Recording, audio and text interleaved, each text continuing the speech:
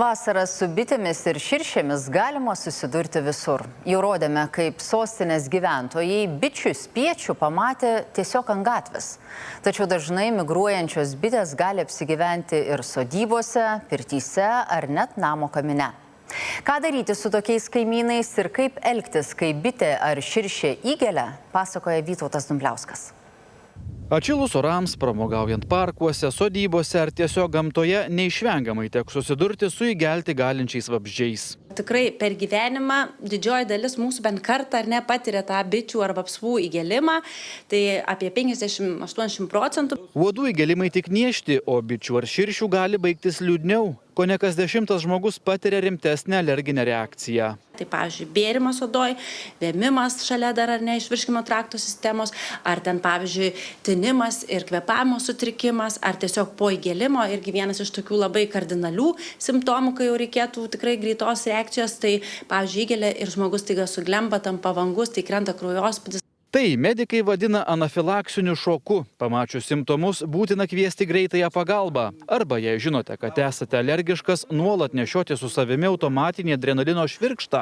Skubių iškvietimų, kai buvo kilęs rimtas pavojus žmogaus sveikatai ir gyvybei, medikai jau fiksavo daug.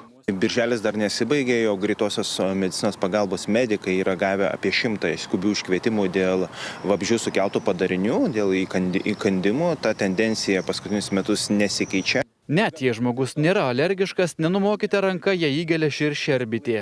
Tai pirmiausia, ką mes galim padaryti, tai yra šaldyti, ar ne? Pašaldyti įgelimo vietą, tai toks pirmas, jeigu, sakykime, sukelia mums diskomfortą, niežulį, ar ne, tai galima ir patepti vietiniais antihistamininiais geliais, galima išgerti prieš alerginių vaistų, jeigu tas niežulys, pavyzdžiui, labai išreikštas. O būna ir taip. Pjauna sau ramiai žmogus žolę palei pirtelės pamatus ir pajunta 1, 2 ar net 3 įgelimus.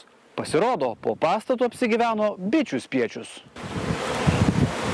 Kyla klausimas, ką su tokiu netikėtai apsigyvenusiu kaimynu žmogui daryti. Galima kviesti bitininką, kad jis tą šeimą pasiimtų, tačiau ne viskas taip paprasta. Įsivaizduokime, dabar po pamatų pirteliai įsimetė. Tai ardyt grindis, tai prašai reikia pjaustyti lentas, ardyti grindis, pabandyti prie jo prieiti, tada jį galime jau susidėti. Ne visi sutiks gadinti savo statinį, tad jei bičių šeima ne iš piktųjų, galima tiesiog palikti jas ramybėje, bet žolė aplinkui turės augti. Su trimeriu nebenupjausi, jeigu jos labai netrukdo, tai aišku, tada galime jas ir palikti.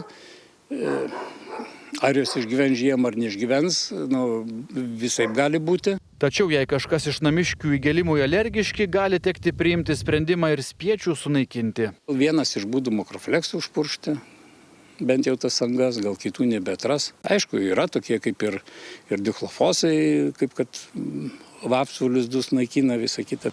Beje, medikai įspėja, bičių ir širšių nuodai skirtingi. Taigi, vienam galite būti alergiški, kitam ne.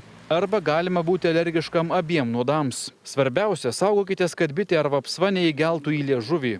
Yra dar pavojingiau, jeigu ištinsta liežuvis ir gerklos, ir atitinkamai ir žmogus gali prarasti netgi sąmonę ir baigtis mirtimis atitinkamai nuo uždusimų. Labiausiai mes turim būti patys atsargus, ar ne, kaip sakot, gal įgelia, ar ten į gomurį burną, tai irgi ten nelaikyti kokių atidarytų gėrimų skardinių be priežiūros, ar ten butelių su saldžiais gėrimais ir paskui neapsižiūrėjus išgerti, nes gal ten viduj skridus ar ne, kokia vapsva. Taip pat svarbu nebūti prie bičių ar širšių labai prisikvėpinus, nebaidyti jų rankomis. Jeigu jinai skraido aplink tave ir tyrinėja, tai jinai dar visai nereiškia, kad jinai ruošiasi tave kasti. Tai tikrai nereikia mujuoti, nereikia ten jos numušinėti, nes kaip tai gali susierzinti dar labiau.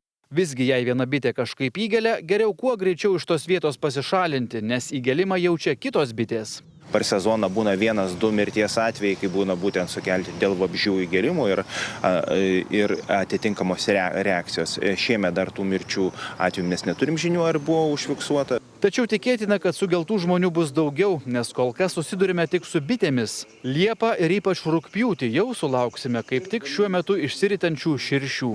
Vytautas Dumbliauskas, Rolandas Šležas, Vilnius.